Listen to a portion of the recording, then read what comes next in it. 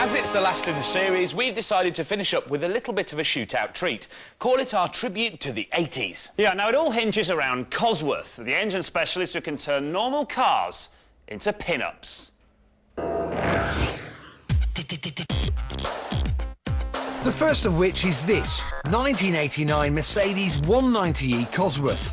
It might look as unassuming as a Bavarian businessman, but don't let its subtlety fool you. This was the super saloon of its day, packing 195 horsepower from a 2.5 litre engine. The 190 Cosy has, on paper at least, the speed to match even the newest hot hatch.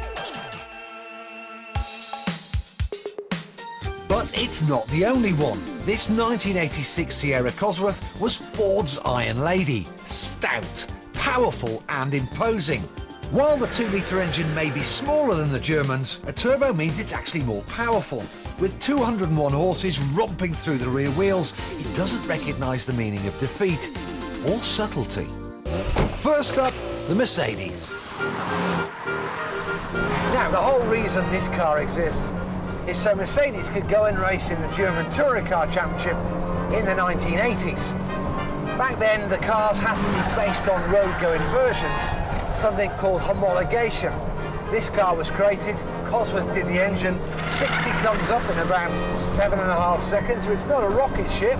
It's hard work to drive, it's really soft, it's a bit sloppy, but it's good fun. So, let's set a time. Come on, you old girl. Start the clock.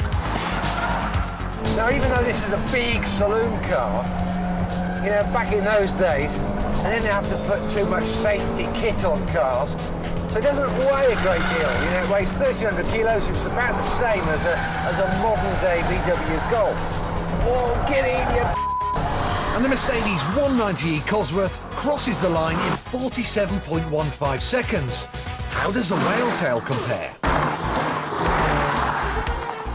2-litre turbocharged engine gets you to 60 in, what, 6.8 seconds. It's certainly more racy than the Merc, but it's got a thing called turbo lag. All 80s cars with turbos had this horrendous lag. You know, you put your foot down, you get nothing, then you get nothing, and then whoosh, it comes in with a bang. I've got a sneaky suspicion this might just be a bit quicker than the Merc. Let's find out.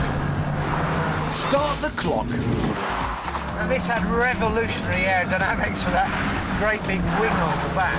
But it works, you know, the car's really stable at high speed. It certainly made you look like a boy racer. At the first checkpoint, the Sierra is just 0.8 seconds ahead. Yeah, brakes are good. You know, considering it's on old-style tyres, it's got pretty good grip. At the second checkpoint, the Sierra has increased its lead to 1 second exactly. You even get the tail out on corner entry. It's quite nicely balanced. Soft, but quite nicely balanced. And the Sierra Cosworth crosses the line in 46.02 seconds. So, fifth gear's cool 80s Cosy of choice is the one with a massive wing. And do you know what makes that even better? Go on. You know that Sierra that JP was driving? Yep. Only 14,000 miles on the clock, Is that worth all? over £20,000. Wow. Genuinely one of the best in the country, and we're still allowed to rag it around the track. Respect to the owner for that. Well, what surprises me about that is the owner just took the keys out of his pocket and went, there you go, mate, that's what it's for. It's good, isn't it? Yeah, absolutely. But for me, the Sierra wins hands down. Why? One reason, big whale tail on the back. I thought you'd say that. You like a bit of jingle, dubious chest wig, you know, Oh, yeah. house in the Costas. The Cosworth lifestyle. Anyway, that's